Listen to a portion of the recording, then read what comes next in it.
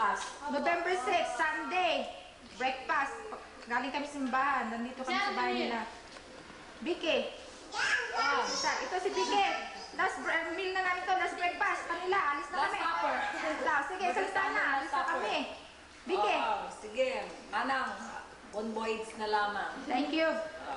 Ano? At pagdating mo ron, padala mo kagad yan. Oo. Hindi nung tape pa yan na.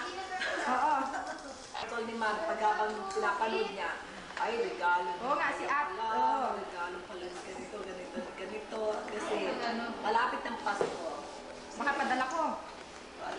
Madala yan, buong Amerika na. Sige na. Dyan. Basta masarap ang camping. Ang kanali ka rito, mag-inuman tayo. Ano sasabihin mo kay Manong, kay Atos.